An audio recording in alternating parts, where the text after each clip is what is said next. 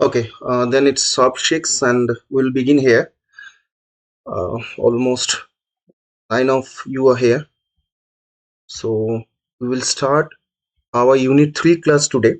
And here from paper 1, we will discuss about the comprehension section. Okay, so you all have probably gone through the papers where you skim the text and you try to find out the answers. And in today's class, we will try to practice a bit of comprehension from where we will try to sort out the answers. কয়েকটা passage আমরা একটু যেহেতু marathon class বলা হয়েছে একটু তাড়াতাড়ি যতটা পারবো আমরা কিন্তু চেষ্টা করব যে একটু প্র্যাকটিস করে নেওয়া। এখানে একটু সবাই যেহেতু গুগল মিটের মাধ্যমে হচ্ছে সেহেতু সবাই একটু অ্যাক্টিভলি পার্টিসিপেট করো। আমি প্রশ্ন করলে যদি মনে হয় যে হ্যাঁ আনসার করবো সেটা করতে পারো। তো সেক্ষেত্রে আমি একটু স্ক্রিনটা শেয়ার করিনি, আমি স্ক্রিনটা এতক্ষণ শেয়ার করছি না এই কারণেই বারবার আসতে চাইছে কয়েকজন। So we will start. So directly let us move on to the first passage where we will try to understand the meaning of this passage and then we will try to answer the questions that we may face in our next exam. আমরা এখানে প্রথমে কিন্তু একটা passage নিয়েছি এবং এই যে প্যাসেজগুলো আমি আজকে করছি সেগুলো আমাদের পুরোনো দিনের যে নেটের যে কোশ্চেন্সগুলো এসেছে সেখান থেকেই নেওয়া। সুতরাং এগুলো করলে আমরা এটা মোরাললেস ধরে নিতে পারবো যে এই ধরনেরই কয়েকটা প্রশ্ন হয়তো আমাদেরকে পরীক্ষায় ফেস করতে হতে পারে। Okay, the first comprehension goes like this. Okay, comprehension 1 আমরা প্রথমে একটু বোঝার চেষ্টা করি যে এটা কি বলতে চাইছে। The decisive shift in British policy really came about under mass pressure in the autumn and winter of 1945 to 46. আমি খুব ইজিলি এটাকে বেঙ্গলি ট্রান্সলেট করছি, অ্যাট দ্য সেম টাইম কোশ্চেনগুলোকে যতটা পারা যায় স্কিম করে দিচ্ছি এবং এই ক্লাসটার শেষে কয়েকটা ভোকাবুলারি দিয়ে দিচ্ছি যেগুলো হয়তোবা পরীক্ষাতে হেল্প হতে পারে। যেহেতু ম্যারাথন একসাথে অনেকটা দেওয়া সম্ভব নয় সেগুলো আমি শুধুমাত্র এ থেকে কয়েকটা মানে লেটার এ কে ফলো করে কয়েকটা দেওয়ার চেষ্টা করব তোমাদেরকে ভোকাবুলারি। তো আগে আমরা প্যাসেজটা পড়ি। প্যাসেজের ফার্স্ট লাইন যেটা বলতে চাইলো যে একটা ডিসাইসিভ শিফট ঘটেছিল, মানে একটা পরিবর্তন ঘটেছিল, যে পরিবর্তনটা ছিল খুব ডিসাইসিভ মানে একদম যুগান্তকারী, এবং সেটা কোথায় না ব্রিটিশ যে পলিসি ছিল সেই ব্রিটিশ পলিসি। এবং এই যে ডিসাইসিভ শিফটটা ঘটলো এটা হয়েছিল, see there is a phrasal verb came about, come about, ঘটা, সেটা ঘটেছিল কেন? Under mass pressure. You know that mass means জনগণ, অর্থাৎ কিনা লোকজনের যে প্রেশার, সেই প্রেশারের ফলে ব্রিটিশ পলিসিতে একটা শিফট এসেছিল, একটা ডিসাইসিভ শিফট এসেছিল, এবং এটা ঘটেছিল কবে? In the autumn and winter of 1945 and 46, 1945 এবং 46 সালের শরৎ শীত এই টাইমটা করে, অর্থাৎ কিনা এই অক্টোবর টু ডিসেম্বর এই টাইমটাতে করে একটা পরিবর্তন এসেছিল। দ্য মান্থস উইচ পারডুরাল মুন একজন ব্যক্তির নাম যিনি এই ওয়াভেল পরিকল্পনা যেটা আমরা জানি 46-এর সেটাকে তিনি ড্রাফট করেছিলেন, এডিট করেছিলেন। সেই পারডুরাল মুন বলছেন যখন এডিট করছেন ওয়াভেল জার্নালকে, Wavell's journal has perceptively described it as the edge of a volcano. অর্থাৎ এই পারডুরাল মুন কি বলতে চাইলো যে ওয়াভেলের যে জার্নাল সেই জার্নালটাকে তিনি বলতে চাইলেন এই যে ডিসিশনটা নেওয়া হলো এটা হচ্ছে একটা ভলক্যানোর বা আগ্নেয়গিরির এজ মানে কিনারা। Very foolishly, the British initially decided to hold public trials of several hundreds of the 20,000 INA prisoners. বলছে বোকার মতো ব্রিটিশরা প্রথম দিকে কি করেছিল, প্রায় 20,000 এই যারা আইএনএ সোলজার ছিল, ইন্ডিয়ান ন্যাশনাল আর্মির যারা সোলজার ছিল তাদের ট্রায়ালস করেছিল। ব্র্যাকেটের মধ্যে লিখছে as well as dismissing from service and detaining without trial no less than 7,000, 7,000 এর কাছাকাছি লোককে তারা তাদের কাজ থেকে, তাদের সার্ভিস থেকে ডিসমিস করে দিয়েছিল, অ্যান্ড ডিটেইনিং অর্থাৎ কিনা তাদেরকে জেল বন্দি করেছিল। See when we are reading the passage, যখন আমরা এই প্যাসেজটা পড়ছি তখন আমাদের বেশ কিছু আনকমন ওয়ার্ড আসতে পারে, সেগুলোর মিনিংও কিন্তু যেন আমি বাংলা পড়ার সময় যেরকম বলছি কেউ পারলে নোট ডাউন যদি মনে হয় হ্যাঁ করা দরকার আছে তাহলে করে নিতে পারো। যেমন এখানে একটা শব্দ পেলাম detain, DETAIN, detain means to imprison, কাউকে জেলে বন্দি করা। Now move on to the next line. They compounded the folly, folly মানে হচ্ছে মিস্টেক, ভুল, বলছে দে কম্পাউন্ডেড দ্য ফলি, অর্থাৎ কিনা তারা এই ভুলটাকে দ্বিগুণ করে দিয়েছিল, কম্পাউন্ড করেছিল, বাড়িয়েছিল, by holding the first trial in the Red Fort Delhi in November 1945। তাহলে 1945-এর নভেম্বর মাসে দিল্লির রেড ফোর্টে তারা প্রথম যে আইএনএ প্রিজনারদের ট্রায়াল সেটাকে নিয়ে এসেছিল। And putting on the dock together a Hindu, a Muslim and a Sikh, PK Sehgal, Shahnawaz, Gurbakh Singh Dhillon, তিনজনকে তারা রেখেছিল as a member. Stop. Bhulabhai Desai, Tej Bahadur Sapru and Nehru appeared for the defence. এই যে ট্রায়াল হচ্ছে, কোর্টের যে ট্রায়াল, সেখানে উকিল হিসাবে বা অ্যাডভোকেট হিসাবে কারা এসেছিল? তিনজন ভারতীয় ছিল, Bhulabhai Desai, Tej Bahadur Sapru and Jawaharlal Nehru. A Hindu, a Muslim and a Sikh, P K Sehgal, Shahnawaz, Gurbaksh Singh Dhillon, এরা প্রত্যেকে কিন্তু এখানে একত্রিত হয়েছিল তিনজন মেম্বার্সকে নিয়ে, এবং যারা এই ট্রায়ালে আইএনএ সোলজারদের হয়ে দাঁড়িয়েছিল তারা ছিল ভুলাভাই দেসাই, তেজ বাহাদুর সাপরু এবং Jawaharlal Nehru. And the Muslim League also joined the country wide protest. এবং এই সময়ে ভারতীয় যে মুসলিম লীগ ছিল, জিন্না যেটাকে প্রোপাগেট করতেন, সেটাও কিন্তু দেশ জুড়ে এর বিরুদ্ধে একটা প্রোটেস্ট জানিয়েছিল। Okay, so next move on to the next part of this passage. এটা আমাদের নেট 2009-এর একটা paper. On 20 November, an intelligence bureau note admitted that 20 November ওই বছরই একটা নোট ইন্টেলিজেন্স ব্যুরো এটা অ্যাডমিট করেছিল উইদিন কোর্ট, মানে এটা একটা ডাইরেক্ট স্পিচে বলছে, কি বলছে? There has seldom been a matter which has attracted so much Indian public interest। বলছে এর আগে ভারতবর্ষে এরকম খুব কম বিষয়ই ঘটেছিল যে বিষয়টা সমস্ত ভারতীয়দের যে ইচ্ছা, ইন্টারেস্ট, সেটাকে একসাথে অ্যাট্রাক্ট করেছিল। অর্থাৎ জাতীয় যে আমাদের যে আইএনএর যে সোলজার, তাদেরকে যে ট্রায়ালে ফেলা হয়েছিল, সেটা নিয়ে কিন্তু ভারতবর্ষের বেশিরভাগ লোকেই অনেক বেশি চিন্তিত ছিল, প্রত্যেককে বিষয়টা অ্যাট্রাক্ট করেছিল। And it is safe to say sympathy, this particular brand of sympathy Katz across communal barriers. এবং এই যে সেনা, তাদের জন্য ভারতীয়দের যে সিম্প্যাথি ছিল, সেটা কোনো রিলিজিয়ানের মধ্যে সীমাবদ্ধ ছিল না। এখানে হিন্দু, মুসলিম, খ্রিস্টান, জিউস, শিখ প্রত্যেকে কিন্তু এক জায়গায় চলে এসেছিল। তার কারণ এই আইএনএ সোলজারদের প্রতি প্রত্যেকটা ধর্মের মানুষদেরই একটা রেসপেক্ট ছিল। Next part. A journalist, B. Shiva Rao, visiting the Red Fort prisoners on the same day, reported that ওই একই দিনে একজন রিপোর্টার এখানে বলছে যে এই ইস্যুটা নিয়ে একজন জার্নালিস্ট বি শিবা রাও, সে ওই দিনই রেড ফোর্ট ভিজিট করেছিল, ওখানে প্রিজনারদের সাথে, যারা বন্দী ছিল তাদের সাথে দেখা করেছিল, এবং সে তার রিপোর্টে কি বলছে? There is not the slightest feeling among them of Hindu and Muslim. A majority of the men now awaiting trial in the Red Fort is Muslim. বলছে এখানে হিন্দু মুসলিম বিষয়টার থেকেও যদি আমি খেয়াল করে দেখলাম, সেদিনকে ওই রেড ফোর্টের ট্রায়ালের মধ্যে বেশিরভাগ লোক, মেজরিটি, মুসলমান সম্প্রদায়ের লোক ছিল। Some of these men are bitter that Mr. Jinnah is keeping alive a controversy about Pakistan.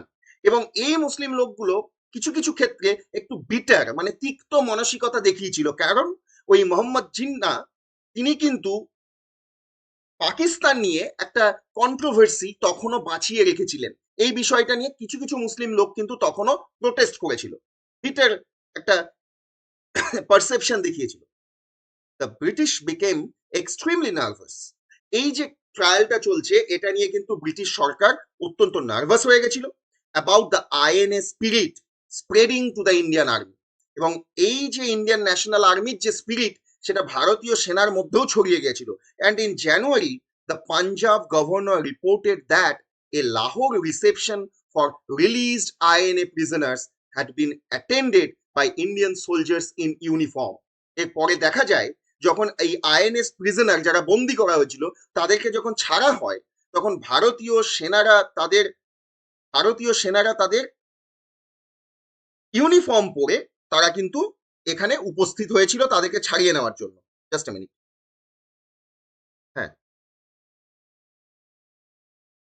Join হতে পারছে না নয়, সমস্যাটা হচ্ছে কি, এরা আমি ক্লাসটা নিচ্ছি তো এরা লেটে ঢুকছে কন্টিনিউয়াসলি এবং আমাকে স্ক্রিনটাকে বারবার কেটে কেটে জয়েন করাতে হচ্ছে।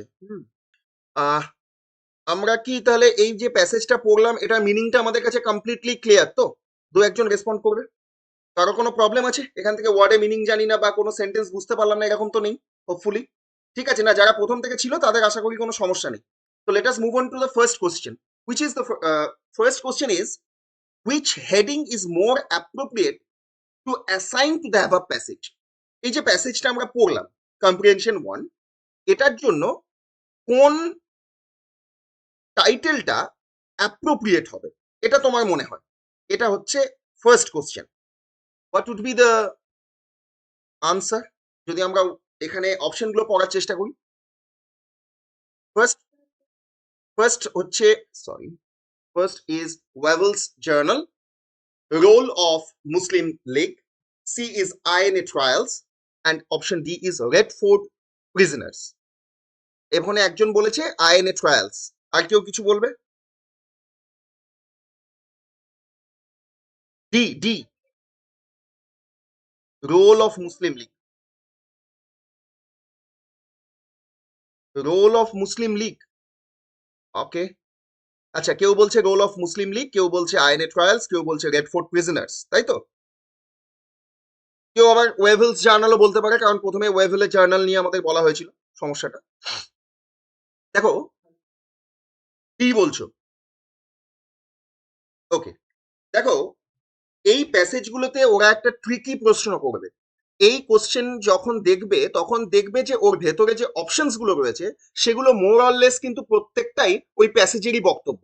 এই যে চারটে বক্তব্য দিয়ে দেওয়া হয়েছে, এই চারটে বক্তব্যই কিন্তু ডেফিনেটলি আপহোল্ড করছে ওই যে কনসেপ্ট, যে কনসেপ্টটার ওপরে গোটা প্যাসেজটা, সেই গোটা কনসেপ্টটাকেই কিন্তু আপহোল্ড করছে। কেমন? কিন্তু তোমাকে খুঁজতে হবে যে আমি যে প্যাসেজটা পড়লাম এই প্যাসেজটার মধ্যে কোন জায়গাটা সব থেকে বেশি ক্যাচ করছে এই টপিকটাকে। দেখো, খেয়াল করে আমরা যে প্যাসেজটা পড়েছি, let us just just go on to the first slide. এখানে কিন্তু প্রথমে বলল এই ওয়েবল একটা ভুল করেছিল, এই করেছিল, কিন্তু এই যে ভুলটা হয়েছিল সেটা কি নিয়ে ভুল হয়েছিল? What is the core theme? এই গোটা বিষয়টার মুসলিম লীগ একটা ভূমিকা নিল, তারপরে রেড ফোর্টের মধ্যে প্রিজনারদেরকে ট্রায়ালে নিয়ে যাওয়া হলো, ওয়াভেলের জার্নালটা একটা ভলক্যানোর এজ হয়ে দাঁড়ালো। এই যে সমস্ত বক্তব্য, এটা কাকে কেন্দ্র করে হচ্ছে ঘটনাটা? এই ইন্ডিয়ান ন্যাশনাল আর্মির ট্রায়ালকে কেন্দ্র করে হচ্ছে। ব্রিটিশ ভুলই করেছিল ওই 20,000 আর্মি ট্রায়ালটা ঘটিয়ে। তার কারণ ওই আর্মিদের প্রতি ইন্ডিয়ানদের যে সিম্প্যাথি, সেই সিম্প্যাথিটা কিন্তু লিড করেছিল এরকম একটা মাস মুভমেন্টকে। কমিউনাল যে হারমোনি সেটা ভারতবর্ষে বেরিয়ে এসেছিল। So the best and suitable title will be C, and that is the INA trials. Okay, বোঝাতে পারলাম কি? যারা বলছিলে রেড ফোর্ট প্রিজনার্স বা রোল অফ মুসলিম লীগ, তারা কেন ওটা না করে আইএনএ ট্রায়ালস করবে? যে মেয়েটি বললো আইএনএ ট্রায়ালস, সে ঠিক বলেছে। Okay, now move on to the second part, and this part is the trial of PK Sehgal, Shahnawaz and Gurbakh Singh Dhillon symbolizes। বলছে এই যে ট্রায়ালে এই তিনজনের নাম করলো, এদের তিনজনকে কিসে সিম্বলাইজ করা হয়?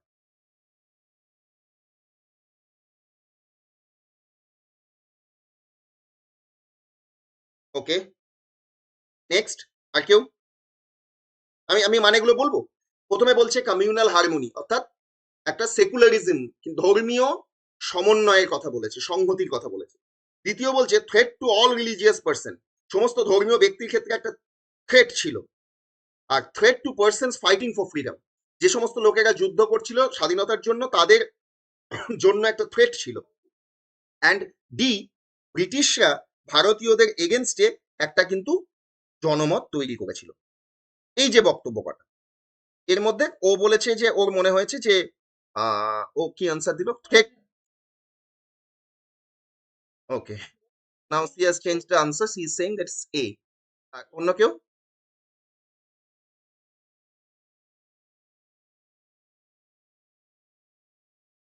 আর কেউ কিছু বলবে না? The answer is very simple. A. PK Sehgal Hindu, সেহনাহাজ মুসলিম, গুরবাজ সিং ধিলন হচ্ছে কি শিখ কমিউনিটি। আমরা আইনে ট্রায়ালে দেখেছিলাম যে ওখানে একটা কমিউনাল হারমোনি হয়ে গেছিল, প্রত্যেকটা ধর্ম কিন্তু আলাদা করে ছিল না, হিন্দু মুসলিম ওখানে কোনো ব্যাপার ছিল না। তার কারণ এরা সবকটা ধর্মই এক জায়গায় দাঁড়িয়ে গেছিল।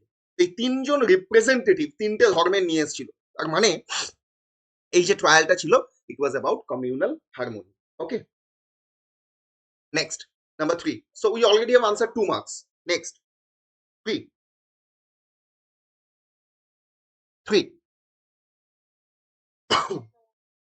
এটা নিশ্চয়ই আলাদা করে বলার দরকার নাই, Indian national army.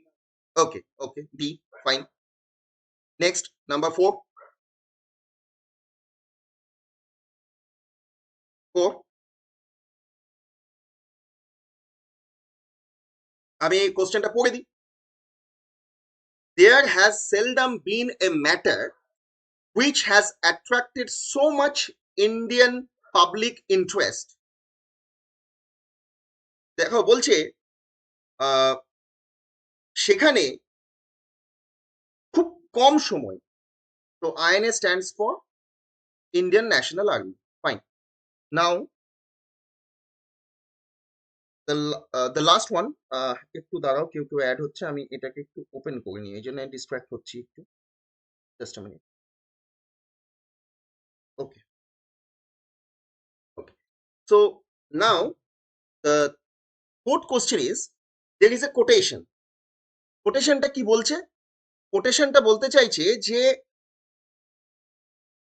there has been seldom been a matter which has attracted so much Indian public interest.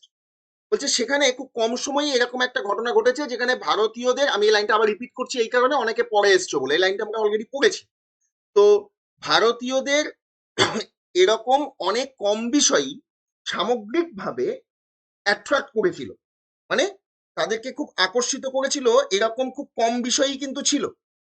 এবারে এই যে কম বিষয় ছিল বলছে, সেই কম বিষয়টা যেটা ছিল সেই ভারতীয়দের ইন্টারেস্টে সেফলি একটা রিমার্ক করা যেতে পারে। কোন রিমার্ক? বলছে যে this particular brand of sympathy cut across communal barriers, অর্থাৎ এই যে ঘটনাটা ঘটেছে, যে ভারতীয়দের এক জায়গায় আনা গেছে একটা ট্রায়ালের মাধ্যমে, একটা ইভেন্টের মাধ্যমে, সেটা কিন্তু কমিউনাল যে সমস্ত প্রতিবন্ধকতা ছিল সেগুলোকে জয় করে নিয়েছে। নাও এই কোডটা বলছে who sympathises to home and against home, বলছে কে কার জন্য এই সিম্প্যাথি নেওয়ার কথা বলেছে। কোশ্চেনটা বোঝা গেল? হু সিম্প্যাথাইজেস টু হোম, কে কার জন্য সিম্প্যাথি পাচ্ছে বা সিম্প্যাথি দিচ্ছে, এবং এগেনস্ট হোম কাদের জন্য দিচ্ছে না। প্রশ্নটা বোঝা গেল? Okay, let us read the statements, একটা একটা করে পড়ি আমরা। ফার্স্ট স্টেটমেন্ট যেটা আমরা দেখতে পাচ্ছি, সেখানে আমরা কি লিখেছে, সেখানে দেখতে পাচ্ছি যে Muslims sympathized with Shahnawaz against the British. বললো ব্রিটিশদের বিরুদ্ধে মুসলমানেরা শাহনওয়াজের পক্ষে সিম্প্যাথি দেখিয়েছিল। দ্বিতীয় লাইনে বলছে হিন্দুরা সিম্প্যাথি দেখিয়েছিল পিকে সেহগালকে ব্রিটিশদের বিরুদ্ধে, শিখরা সিম্প্যাথি দেখিয়েছিল গুরবাজ সিং ধিলনের এগেনস্টে পক্ষে এবং ব্রিটিশদের এগেনস্টে, এবং ইন্ডিয়ানরা সিম্প্যাথাইজড হয়েছিল বা দেখিয়েছিল with the persons who were to be trialed, যারা ওইখানে ট্রায়াল দাঁড়িয়েছিল, যারা যেখানে ট্রায়ালে দাঁড়িয়েছিল সেই ট্রায়ালে প্রত্যেকটা ব্যক্তির সাথে সিম্প্যাথি দেখিয়েছিল। তাহলে আনসারটা হচ্ছে এখানে একটু partly mistaken, I just haven't seen this mistake before, therefore here is a little problem, একটা ছোট্ট সমস্যা আছে। কি সমস্যা আছে? প্রশ্নটা ছিল হু সিম্প্যাথাইজেস টু হোম, উত্তরটা হচ্ছে মেয়েটি যেটা বললো option D, Indians sympathised with the persons who were to be trial, যাদেরকে ট্রায়ালে নিয়ে যাওয়া হয়েছিল, নিয়ে মানে যাদের ট্রায়াল হচ্ছিল তাদেরকেই ইন্ডিয়ানসরা সিম্প্যাথাইজড দেখিয়েছিল, মানে তাদের প্রতি সিম্প্যাথি দেখিয়েছিল। এই এগেনস্ট হোমের আনসারটা ওই বাকি তিনটেতে যেটা আছে এগেনস্ট দ্য ব্রিটিশ, সেটাই অপশন ডিতেও ঢুকবে। এটাতে এগেনস্ট দ্য ব্রিটিশ কিন্তু তারা সিম্প্যাথি দেখায়নি, অর্থাৎ ব্রিটিশদের এগেনস্টে তাদের সিম্প্যাথি ছিল, তারা ব্রিটিশদের পক্ষে ছিল না। So the option D is correct, but the answer would be Indians sympathized with the persons who were to be trialed and against the British. Okay, move on to the next one. The last question 5. The majority of people waiting for trial outside the Red Fort and criticizing Jinnah were. Red ফোর্টের বাইরে বেশি সংখ্যায় কারা এসেছিল যারা জিন্নাকে criticise করেছিল? Exactly, B the Muslims. B the Muslims. তো সি উই, আমাদের অনেকগুলো প্রবলেমস চলছে, এখানে যাচ্ছি ওখানে যাচ্ছি, প্রত্যেকটা লাইনকে আলাদা আলাদা করে পড়ছি, যে জন্য আমরা প্রায় 15 মিনিটসের ওপরে টাইম নিলাম এটাকে সর্ট আউট করার জন্য। But we don't have that much time. First paper যখন করব, এটাকে যখন সলিউশনের দিকে আমরা এগোবো, তখন আমাদের ম্যাক্সিমাম 7 মিনিটস আমরা এটার জন্য রাখবো। 5 মার্কসের জন্য ম্যাক্সিমাম 7 to 8 মিনিটস রাখবো। একটা ট্রিক্স আমি বলার চেষ্টা করছি, যখনই কোশ্চেন পেপারটা পাবে তোমরা, তখন এটা তো সিবিটিতে হবে, তো যখনই তোমরা পাবে কোশ্চেন পেপারটা, প্রথমে ওই 5টা প্রশ্ন কি বলেছে একটু চোখ বুলিয়ে নেবে। ফার্স্ট কাজ হচ্ছে প্যাসেজটা পড়ার আগে 5টা প্রশ্ন কি বলতে চাইছে একটু করে চোখ বুলিয়ে নেবে। কারণ ধরো এই যেখানে আমি পড়লাম, তুমি যদি দেখে রাখো প্রশ্নের মধ্যে আইএনএ কি জানতে চেয়েছে, প্রশ্নের মধ্যে একটা বড় কোটেশন দিয়েছে জানতে চেয়েছে, এখানে টাইটেল সম্পর্কে জানতে চেয়েছে, এখানে ট্রায়াল সম্পর্কে জানতে চেয়েছে, এবং এখানে বলছে কারা সব থেকে বেশি ছিল। আচ্ছা, এবারে আমি প্যাসেজে চলে যাবো। তাহলে আমি যখন প্যাসেজটা পড়ছি, তখন আমার ওই প্রশ্নগুলো যেন মাথায় স্ট্রাইক করে, যখন আমি পড়বো উত্তরটা যেন ওখানেই পাই। যখনই পাবো কম্পিউটার বেস টেস্ট, ওখানে এসে ক্লিক করতে থাকবো, আবার চলে যাব, ওটার উত্তর পাবো, আবার এখানে এসে ক্লিক করতে থাকবো। তাহলে আমার ম্যাক্সিমাম 7 to 8 মিনিটস আমি এর পেছনে বিয়ার করবো, তাছাড়া নয়। Let us move on to the next passage. Marathon class বলেছে, সুতরাং একটু ফাস্ট করতে হবে, marathon. Next we have comprehension number 2. Fine. So here we have a passage regarding corruption. তাহলে আমরা একটুখানি খেয়াল করে নেব, যেভাবে বললাম সেভাবে পড়বো। কিভাবে? প্রথমেই প্যাসেজটার কতগুলো কোশ্চেন দেখে নিচ্ছি। কি বলছে? কৌটিল্য মেনশন করেছিল how many types of corruption. আর পড়বো না কিন্তু, গোটা প্রশ্ন পড়ার দরকার নেই। কৌটিল্য মেনশন করেছিল কতগুলো করাপশন ছিল। কোশ্চেন 2, পারভার্সন, এটা প্যাসেজে কি জিনিস বোঝাতে চেয়েছে পারভার্সন বলতে? ওকে। 3, আমরা শুরু করছি, দেখো 6:28 শুরু করলাম। According to the passage corruption is, আচ্ছা করাপশন বলতে কি বোঝাতে চেয়েছে? Fine. According to the passage what all are the manifestation of corruption, corruption করতে গেলে কোন কোন জিনিস দেখা যায়? What are the adverse due to the corruption in India, ভারতবর্ষের ক্ষেত্রে করাপশনের কি কি সমস্যা। ওকে ফাইন, প্যাসেজটা পড়ি। Corruption is not a new phenomena in India. বলছে দুর্নীতি ভারতবর্ষে কোনো নতুন বিষয় নয়। It has been prevalent in society since ancient times. এটা প্রাচীন কাল থেকে ভারতীয় সমাজে রয়েছে। History reveals that it was present in even in Mauryan period. Maurya সাম্রাজ্যের ক্ষেত্রেও সময়েও এই ধরনের দুর্নীতির বিষয় ছিল। গ্রেট স্কলার কৌটিল্য, আমাদের স্ট্রাইক করছে কিন্তু প্রশ্নে কৌটিল্য পেয়েছিলাম। কি বলছে? কৌটিল্য বলেছিল mentions the pressure of 40 types of corruption in contemporary society. দেখি তো কোশ্চেনে কি ছিল? Kautilya mentions the pressure of how many types of corruption in contemporary society? 40। আমি এখানে অপশনে ক্লিক করলাম, প্যাসেজে ফিরে যাব। Next one, it was practised even in Mughal and sultanate period. Mughal এবং সুলতান পিরিয়ডেও কিন্তু আমরা এই ধরনের দুর্নীতি দেখেছি। আমি কেন বললাম? এই লাইনটার সাথে আমাদের কোশ্চেনের কোনো ইম্প্যাক্ট নেই, আমরা সঙ্গে সঙ্গে এগিয়ে যাব। When the East India Company took control of the country, corruption reached a new height. আচ্ছা, ইস্ট ইন্ডিয়া যখন এলো, করাপশন আরো উঁচুতে বাড়লো। Corruption in India has become so common that people now are averse to thinking of public life with it. যে ভারতের সমাজের প্রত্যেকটা মানুষের জীবনের সাথে এই যে তোমার করাপশনের যে কনসেপ্ট, এটা এমন ভাবে সম্পৃক্ত হয়ে গেছে যে একে অপরকে কন্ট্রিবিউট করে। ফাইন, আমরা একটা কোশ্চেন পেয়েছিলাম ইন্ডিয়া নিয়ে, কিন্তু এখন আমরা যাবো না, কারণ আমরা ভুলে যাব পরীক্ষাতে, আমাদের হয়তো মনে থাকবে না। যেমন আমার এখন খেয়াল পড়ছে না, আমি ওটাকে স্টিক করব। Corruption has been defined variously by scholars. বিভিন্ন স্কলার বিভিন্নভাবে করাপশনকে বুঝিয়েছে। But the simple meaning of it is that corruption implies perversion of morality, integrity, character or duty of mercenary motives. যেমন বিভিন্ন ধরনের ঘটনার মাধ্যমে আমরা দুর্নীতি করে থাকি, ব্রাইব নিয়ে থাকি, bribery without any regard to honour, right and justice. এবারে খেয়াল করে দেখো, এখানে আমরা ওই প্রশ্ন পড়ার সময় পারভার্সন শব্দটা পেয়েছিলাম। কি বলছে? Perversion of what is not mentioned in the passage. আচ্ছা, পারভার্সন বলতে গিয়ে কোন জিনিসটা এরা প্যাসেজে মেনশন করেনি? Attitude, morality, character, integrity. দেখে নি তো কি বলছে? মরালিটির কথা বলেছে, ইন্টিগ্রিটির কথা বলেছে, ক্যারেক্টারের কথা বলেছে, তাহলে অ্যাটিচিউডের কথা বলেনি। এখানে এসে অ্যাটিচিউডে ক্লিক মারো। বুঝতে পারলে কি বলছি?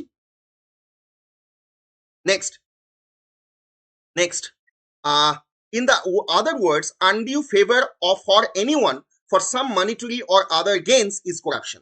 তাহলে মানে বলছে যে করাপশন হচ্ছে কোন রকমের টাকা সংক্রান্ত বিষয়ের যদি লেনদেন হয় এবং সেটা আনডিউ ফেভারে হয়, তখন সেটাকে করাপশন বলে।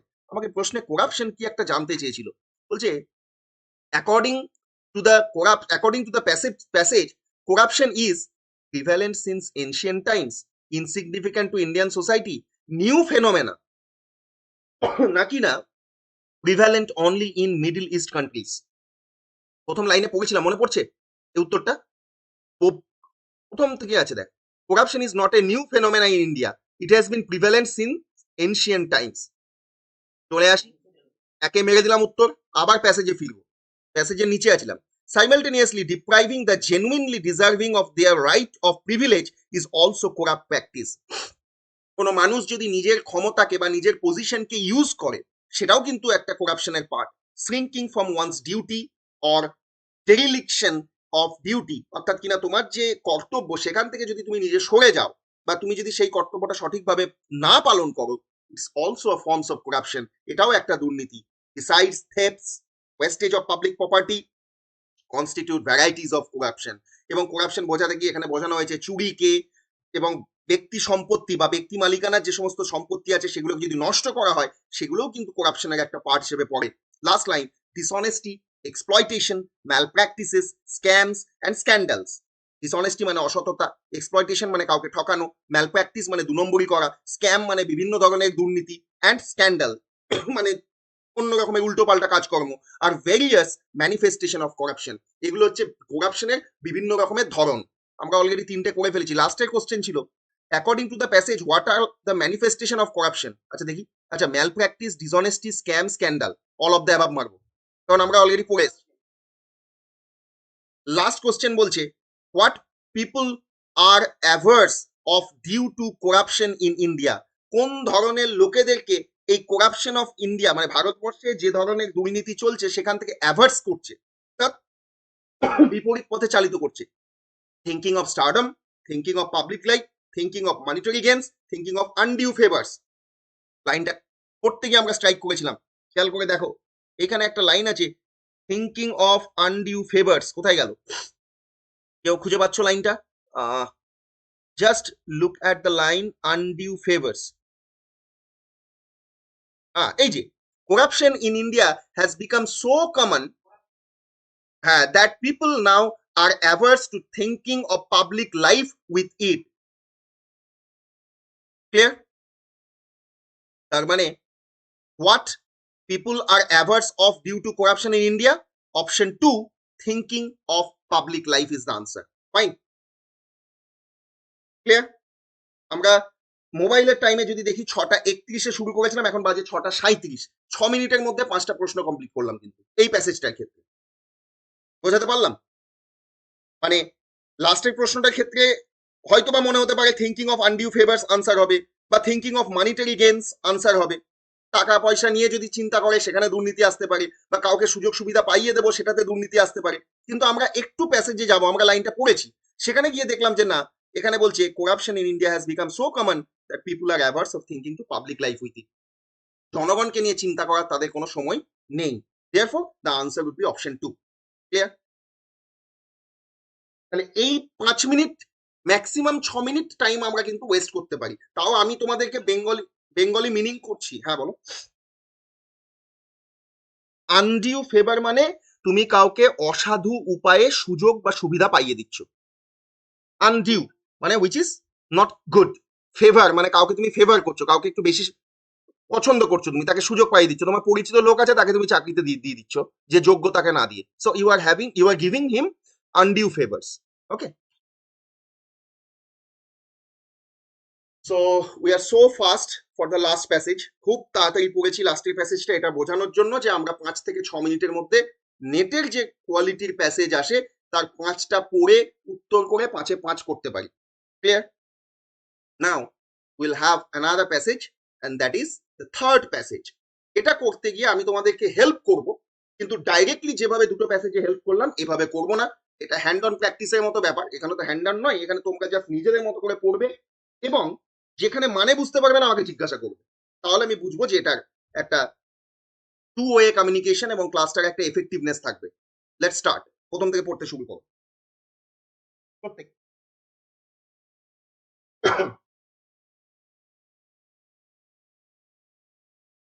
আচ্ছা আমি কি মানে পড়বো, মানে আমি কি পড়লে সুবিধা হবে এটা একটু বলবে? আচ্ছা আমি পড়ছি, okay fine.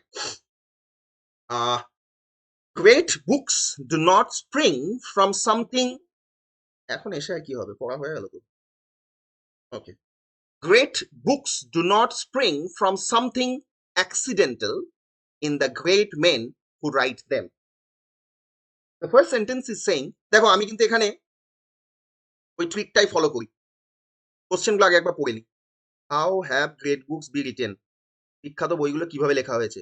What does the words effluence of their variety core, কি মানে বোঝার দরকার নেই, এই ফ্রেজটা মাথায় রাখো, effluence of their very core. Okay, next, literature can not be, okay, literature can not be said to have served its true purpose. আচ্ছা, লিটারেচারকে বলা যায় না যে কতদিন এই ওর, আমরা থার্ড প্যাসেজটা করছি, আমরা দেখবো যে ট্রু পারপাস লিটারেচারের কি সেটা জানতে চেয়েছে, গোটা প্রশ্ন পড়বো না। Okay, if a world is deprived of literature, যদি একটা ওয়ার্ল্ডের মধ্যে লিটারেচার না থাকে হোয়াট উড হ্যাপেন, কি হতে পারে। 5 মার্কস বলছে what is the function of literature, লিটারেচারের কাজ কি। ঠিক আছে, মোটামুটি 5টা প্রশ্ন আমরা দেখে নিলাম। Now will start reading. বলছে great books do not spring from something accidental in the great men who write them. অর্থাৎ কিনা বিখ্যাত যে বইগুলো লেখা হয় এগুলো কোনো অ্যাক্সিডেন্টাল ব্যাপার নয় যে হঠাৎ করে হয়ে গেল, ঘটে গেল, বিখ্যাত মনীষীদের বা লেখকের জীবনে এই ঘটনাটা হঠাৎ করে এলো আর ঘটলো, বিষয়টা কিন্তু তা নয়। তাহলে প্রথম প্রশ্নটার সাথে কেউ মিল পাচ্ছি না। Okay, how have great books be written, বিখ্যাত বইগুলো স্প্রিং, স্প্রিং কিন্তু দেখো স্প্রিং এর অনেক মানে হয়, স্প্রিং মানে একটা সিজনের কথা জানি আমরা, spring, spring is a season, কিন্তু এখানে স্প্রিং মানে না, অবশ্যই নয়, অবশ্যই নয়, বই লেখার সাথে এখানে বসন্তকালে সম্ভব, হ্যাঁ হ্যাঁ হ্যাঁ, স্প্রিং মানে অনেক কিছু হয়, স্প্রিং মানে ঝর্ণা হয়, স্প্রিং মানে যেমন বসন্তকাল হয়, স্প্রিং মানে ওয়াটারফল বা ঝর্ণা মানেও স্প্রিং। এখানে স্প্রিং মানে হচ্ছে উঠে আসা, মানে কোনো হঠাৎ করে ক্রপ করা, এই বিষয়টা হঠাৎ করে স্প্রিং করলো মানে জেগে উঠলো। এখানে great books do not spring মানে হঠাৎ করে স্প্রিং করে আসলো, উঠে আসলো, গ্রেট বুকস এমনি লেখালে হয়ে গেল, তা কিন্তু নয়। They are the affluence of their very core, এই কোটেশনটা চেনা চেনা লাগছে না, the affluence of their very core. Question number 2 খেয়াল করে দেখো, আমরা জাস্ট কোশ্চেনে চোখ বোলানোর সময় এই ফ্রেজটাকে দেখেছিলাম। এবার আমি যদি কোশ্চেনটা না দেখে থাকতাম আর এই প্যাসেজটা পড়তে যেতাম, তাহলে কিন্তু এই লাইনটা আমি প্রথমবারে এতটা গুরুত্ব দিতাম না, কিন্তু যেহেতু আমি কোশ্চেনটা দেখে রেখেছি, এই প্যাসেজে গিয়ে আমার কাজ হবে, they are the affluence of their very core, the expression of the life itself of the authors. এগুলো হচ্ছে লেখকের জীবনের নিজের এক্সপ্রেশন, সে তার জীবনে কি বলতে চেয়েছে তার প্রতিচ্ছবি, that's the meaning of this phrase. তাহলে এখানে কি বলছে দেখি, বলছে হোয়াট ডাজ দ্য ওয়ার্ডস, এটা মানে বলছে expression which is the outflow from the heart of the author, অর্থাৎ লেখকের ভিতর থেকে, হৃদয় থেকে যা বেরিয়ে আসে যে এক্সপ্রেশন, সেটাকে বোঝাতে চেয়েছে। Expression which is the influence from people's talk, লোকেরা যেটা বলে তার এক্সপ্রেশনের কথা বোঝানো হয়েছে। Expression of things that the author may have thought of, লেখক যেটা ভেবেছে তার এক্সপ্রেশন হতে পারে। Expression that the author wrote accidentally, লেখকের হঠাৎ করে যেটা মনে হয়েছে সেটাকে সে লিখে দিল, সেটাই হচ্ছে এই এক্সপ্রেশন। কোনটা হবে? Effluence of their variety of code, এই দেখো লাইনটা পড়ো না, the expression of the life itself of the authors. তার মানে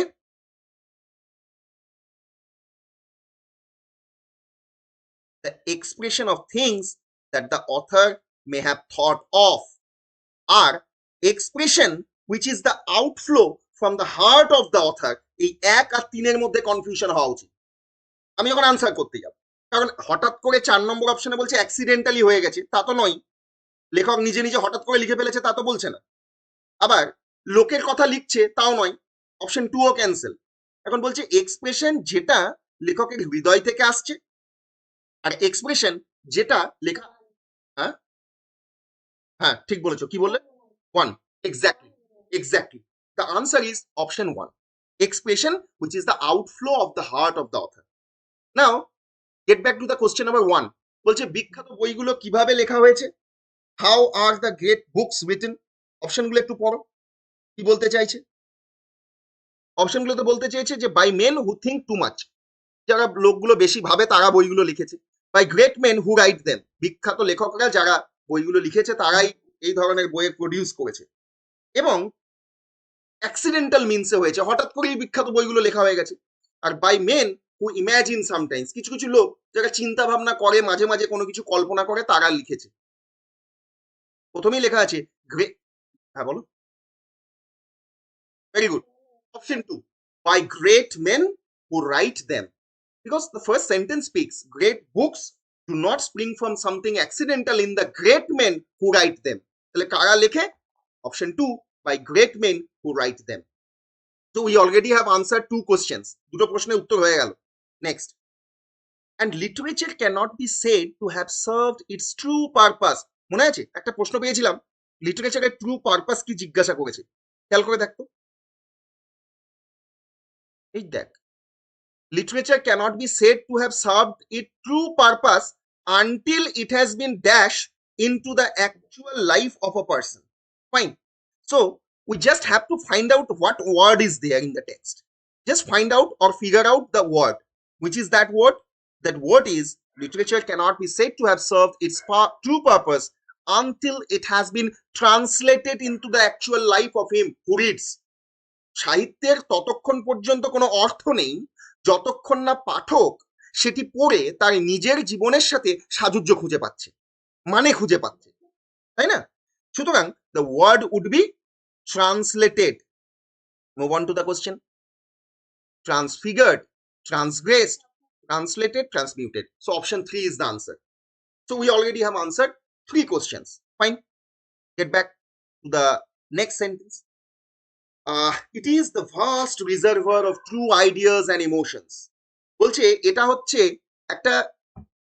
একটা আইডিয়াস, অর্থাৎ কিনা ভাবনার, একটা কল্পনার রিজার্ভার, মানে জমা রাখার, ইমোশনের, প্রক্ষোভের জমা রাখার একটা জায়গা। In a world deprived of literature, মানে একটা মানে পৃথিবী কল্পনা করো যেটা মানে যেখানে লিটারেচার নেই, একটা ওয়ার্ল্ড যেখানে কোনো লিটারেচার নেই। ডিপ্রাইভ অফ মানে অভাব, মানে তুমি বঞ্চিত হয়েছো। ডিপ্রাইভ মানে বঞ্চিত। প্রিপোজিশন সবসময় ডিপ্রাইভের সাথে অফ বসবে, মাথায় রাখবে। যে কোনো এক্সাম দিতে যাও, প্রাইমারি এক্সাম দাও কি, নেটস দাও কি, সিটেট দিতে যাও, যে কোনো জায়গায় ডিপ্রাইভ খুব কমন একটা ভাগ, যেটার সাথে দিয়ে দেবে প্রিপোজিশন কি ইউজ করতে, সেখানে অফ প্রিপোজিশনটা কিন্তু ইউজ করতে হবে।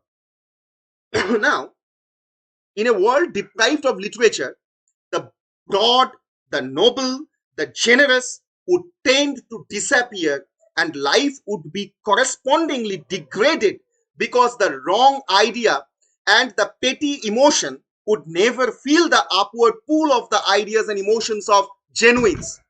তো এই বড় সেন্টেন্সটার অর্থ কিন্তু খুবই কঠিন। কিরকম কঠিন একটু ভেঙে ভেঙে পড়ার চেষ্টা করি। বলছে একটা ওয়ার্ল্ড যেখানে লিটারেচার নেই সেখানে কি ঘটে? The broad, the noble, the generous, যারা অনেকটা বৃহৎ মানসিকতা, যারা মহৎ, তারা কি করে? Would tend to disappear and life would be correspondingly degraded. এই লোকগুলো হারিয়ে যায়। লিটারেচার নেই তো রবীন্দ্রনাথকে পাবো না, বঙ্কিমকে পাবো না, বিভূতিভূষণকে পাবো না, তাহলে এই লোকগুলো কি হয়, ডিসঅ্যাপিয়ার করে। আর তার জন্য কি হয়, লাইফ উড বি কোরেসপন্ডিংলি ডিগ্রেডেড। আমাদের যে জীবন সেগুলো সাথে সাথে কি হয়, ডিগ্রেড করে, নেমে যায়, নিম্নমানের হয়। কারণটা কি? বিকজ দ্য রং আইডিয়া, কোনো একটা ভুল ভাবনা বা ভুল ধারণা, দ্য পেটি ইমোশন, কোনো একটা ছোট্ট খাট্ট, পেটি মানে সামান্য, ইমোশন মানে পক্ষ, would never feel, কখনো এটাকে অনুভব করাবে না, the upward pull of ideas. The upward pull মানে উপর দিয়ে একটা, মানে কোনো একটা ভাবনাকে তুমি ওপরে তুলবে, উত্তোলিত করবে। তুমি একটা আইডিয়াকে, ইমোশনকে, কোনো একজন বিখ্যাত ব্যক্তিকে সুযোগ দিয়ে যে উত্তোলিত করবে, সেটা কিন্তু কখনো সম্ভব হবে না যদি লিটারেচার না থাকে। Only by conceiving a society without literature, যদি সাহিত্য ছাড়া কোনো একটা সোসাইটিকে কনসিভ করতে হয়, বেঁচে থাকতে হয়, can it be clearly realized that the function of literature is to raise the plane towards the top level of the peaks? সাহিত্যের কাজই হচ্ছে মানুষকে টেনে পিক মানে চূড়ার যে লেভেল, তার টপওয়ার্ড লেভেলে তুলে নিয়ে যাওয়া। তাহলে আমরা একটা কোশ্চেন পড়েছিলাম, লিটারেচারের ফাংশন কি? লাস্ট কোশ্চেন আমরা যখন প্রথম স্কিম করেছিলাম, আমার মনে আছে পড়েছিলাম, দেখো লাস্ট কোশ্চেনটা বলছে, what is the function of literature? বলছে to raise everything so that it does not sink into the sea, সবকিছুকে তুলে ধরতে হবে যাতে সমুদ্রে না ডুবে যায়। To raise the plane above the sea, বলছে সমুদ্র যে লেভেল আছে তার উপরে তুললেই হবে। To raise the plane toward the top level of the peak, এই একদম মাথাতে মানে পিক বা জিনিতে যদি নিয়ে যাওয়া যায়, তাহলে সেখানে গিয়ে আমরা সেটাকে পেতে পারবো। আর to raise the peaks towards the highest mountain, বড় বড় পাহাড়গুলোর উপরে তুলে নিয়ে যেতে হবে। এটাই হচ্ছে লিটারেচারের ফাংশন। কোনটা আনসার হবে? Exactly, the three, to raise the plane towards the top level of the peaks. কারণ সমাজকে যদি এগিয়ে নিয়ে যেতে হয়, তাহলে আমাদের কাজই হচ্ছে লিটারেচারকে গুরুত্ব দেওয়া, আর কারণ লিটারেচারের ওটাই কাজ। The last sentence is, literature exists so that where a man has lived finely, সাহিত্য আছে তার কারণ এটা বোঝা যায় যে সেই সময়ে মানুষ, যে সময় সাহিত্য তৈরি হয়েছে, ভালোভাবে বসবাস করেছে। 10,000 মে আফটার ওয়ার্ড লিভ ফাইনলি, আজ থেকে 10,000 বছর পরেও কিন্তু তারা বেঁচে থাকবে ঠিকভাবে। It is a means of life, সাহিত্য হচ্ছে বাঁচার একটা মাধ্যম। ইট কনসার্নস দ্য লিভিং এসেন্স, এটা মানুষের জীবনের বাঁচার যে রস বা বাঁচার যে তাগিদ, সেটাকে নিয়ে চিন্তিত থাকে। তাই সাহিত্য কিন্তু বেঁচে থাকবে হাজার বছর ধরে। নাও we have skipped only one question, that is question number 4. What is the question? The question is saying, if a world is deprived of literature, একটা পৃথিবীকে যদি সাহিত্য থেকে বঞ্চিত করা হয়, what would happen to the broad, the noble, the generous? এই ধরনের বিখ্যাত যে সমস্ত মনীষী, যারা মহান ব্যক্তি আছে, তাদের কি হবে? আনসারটা নিজেরা করো তো লাস্ট কোশ্চেনের। লাস্ট কোশ্চেনের আনসারটা নিজেরা করো। they would, 3, এক্স্যাক্টলি, বিকজ তারা হারিয়ে যাবে এবং জীবনের যে ধরন সেটাও কিন্তু নেমে যাবে, নিম্নগামী হয়ে যাবে, because they would tend to disappear and life would be correspondingly degraded. তো this is the third passage.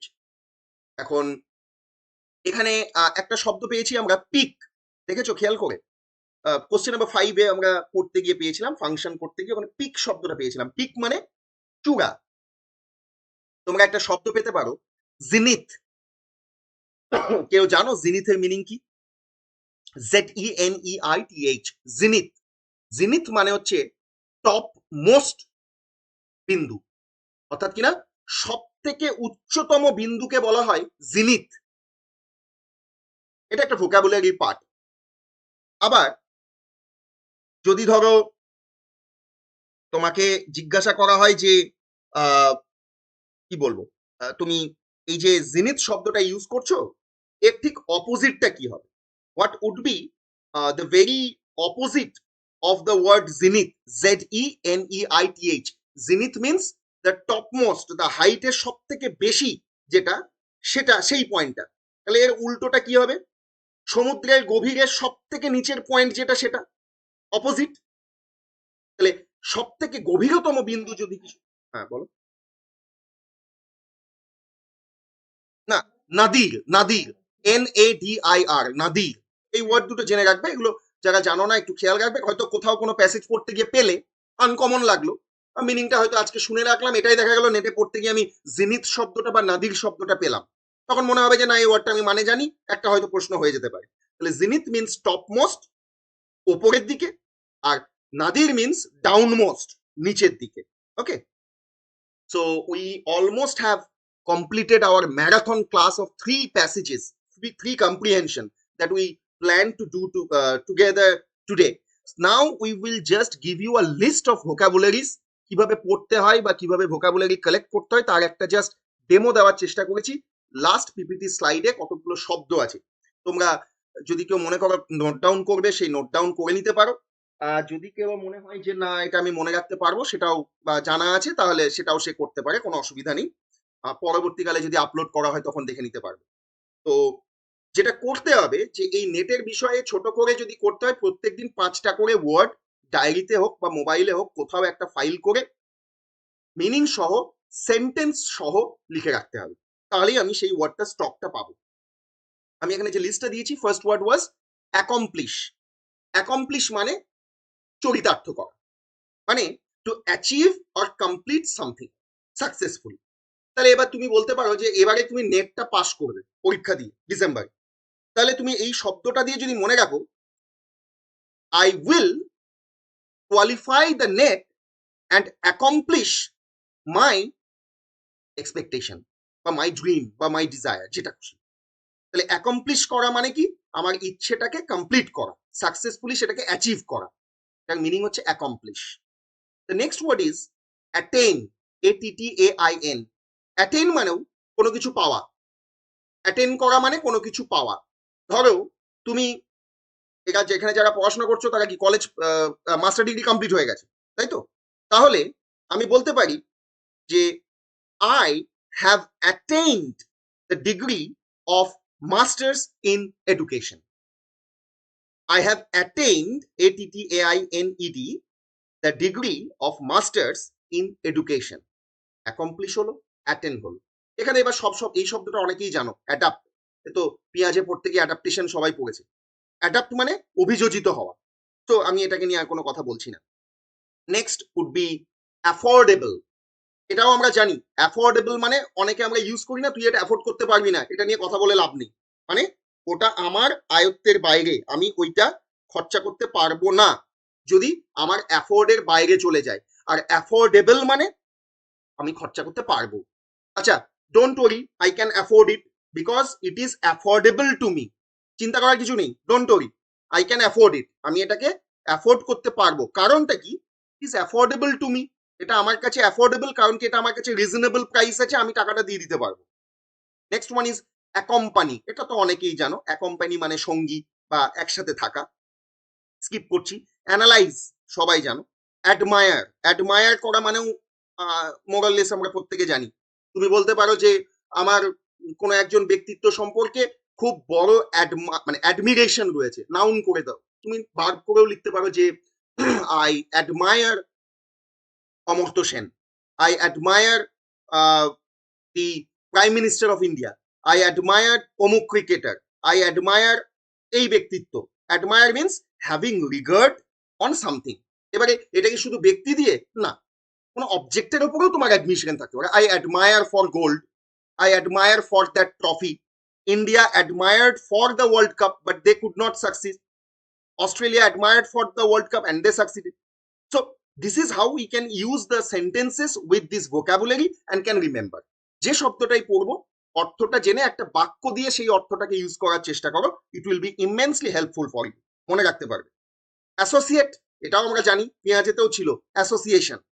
তো অ্যাসোসিয়েট করা মানে কি, কারোর সাথে কারোর একটা সংযোগ স্থাপন করা। তুমি বলতে পারো এই লোকটা ওই ইনস্টিটিউটের সাথে দীর্ঘদিন ধরে associated, so he is associated with this department for 5 years. Next one is artificial. Artificial মানে আমরা সবাই জানি যেটাকে কৃত্রিম বলা হয়ে থাকে। Artificial intelligence is a new trend in education, একটা বাক্য মনে রাখা যেতে পারে। আর অ্যাপারেন্টলি মানে হচ্ছে যে আপাত দৃষ্টিতে, এটা যদি বাংলা বলা হয় তাহলে apparently, as far as we know we can see something, মনে হচ্ছে যে অ্যাপারেন্টলি দেখে মনে হচ্ছে লোকটা বাঁচবে না, So apparently it seems the patient will die.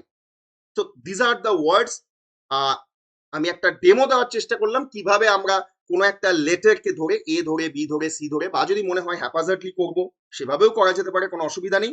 Just 5টা করে শব্দ নতুন যেটা আমি জানি না এবং তার পাশে সেটাকে ইউজ করে একটা সেন্টেন্স, এইভাবে আমরা যদি লিখে রাখতে পারি বা মনে রাখার চেষ্টা করি, then it would be helpful for the understanding the passages. কারণ আমরা এতক্ষণ পর্যন্ত যে প্যাসেজগুলো করলাম সেখানে অবভিয়াসলি কয়েকটা শব্দ তো আমরা পেয়েছি যেগুলো আমাদের মানে জানার বাইরে ছিল। তো সেরকম কিছু শব্দ যদি আমরা প্র্যাকটিস করি আশা করি আমাদের বুঝতে আর অসুবিধা হবে না। তো this are the 3 passages that I try to complete in a marathon way. আশা করছি প্রত্যেকের কিছু না হলেও হয়তো বা একটু যদি হয় হেল্প হবে। আর তোমরা প্র্যাকটিস করতে থাকো, এইভাবে ওয়ার্ডগুলোকে তোলো। দিনের শেষে গিয়ে যদি 400-500 ওয়ার্ড এইভাবে ডায়েরিতে তোলা যায় আর স্টক অফ ওয়ার্ডস বেড়ে যায়, প্যাসেজ পড়ে কোনো মানে আটকাবে না। ওকে, কারো কোনো বক্তব্য রয়েছে, কিছু জানার আছে কিছু?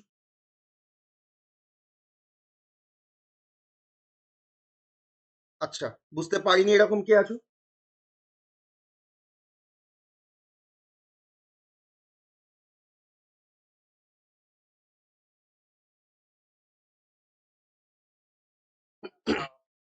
না, পরীক্ষায় গিয়ে বসি মানে এখন তো সামনে নেট আছে তো।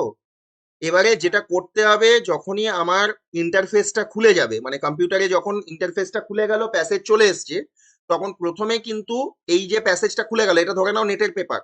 এখন আমাকে কিন্তু প্রথমেই কাজ হচ্ছে এই 5টা প্রশ্নকে ভালো করে একটু চোখ বুলিয়ে নেওয়া। এখন ভালো করে মানে 30 সেকেন্ড, 35 সেকেন্ড, 40 সেকেন্ড, 10 সেকেন্ডের বেশি আমি একটা প্রশ্নতে দেবই না, 5 থেকে 7 সেকেন্ড। জাস্ট আমি ম্যাটারটা দেখে নেব। এবারে আমি ফিরে গিয়ে ওই টেক্সটটাকে যখন পড়বো চেষ্টা করবো ওটার সাথে রিলেট করা, মনে থাকবে না। কিন্তু 5টার মধ্যে যদি তোর 2টোও মনে থাকে বা 3টেও যদি তোমার মনে থাকে ওই টাইমটা বাঁচবে। তো আমি 3টেকে করে নেব, তারপরেও যদি দেখি যে না বাকি দুটো মনে নেই, ওই কোশ্চেন দুটো দেখে আমি প্যাসেজে আরেকবার ফলো করবো, আমি তো প্যাসেজটা পড়েছি একবার। আর একটু ফাস্ট প্যাসেজটা পড়বে। যে কোনো প্যাসেজ বুঝতে গেলে লাইন বাই লাইন পড়ে মানে না বুঝলেও চলে। The best way of understanding, এটাকে বলছে কম্প্রিহেনশন। মানে এটা একটা আন্ডারস্ট্যান্ডিং লেভেলের জিনিস চলছে। তুমি কোনো একটা বিষয়কে যদি হলিস্টিক ওয়েতে বোঝার চেষ্টা করো, ওই যে গেস্টাল্ট থিওরি, গেস্টাল্ট যেটা বলছে যে পার্ট এ দরকার নেই, বরঞ্চ যদি আমরা অ্যাজ এ হোল কোনো বিষয়কে বুঝতে বোঝার চেষ্টা করি সেটা অনেকটা হেল্পফুল হয়। তো এই কম্প্রিহেনশনের ব্যাপারটাও তাই। তুমি যদি একটা প্যাসেজ থেকে ওভারঅল মিনিংটাকে তুলে নিতে পারো তাহলেই তোমার প্রশ্নগুলো অনেকটা অ্যান্সার হয়ে যাবে। আর কিছু আনসার তো ডাইরেক্ট দেয়, আইএন এর ফুল ফর্ম কি লেখা থাকবে। ওকে, আর ফার্স্ট পেপারে এই 5 নম্বর, রিজনিং এর 5 নম্বর, এগুলো কোনোভাবে বাদ দেওয়া যাবে না, কারণ এগুলোতে 5-এ 5ই পাওয়া যায়, কোনো ভুল হয় না এতে। ওকে, সো যদি কারোর কিছু বক্তব্য থাকে ভালো, নাহলে we will complete here. Okay.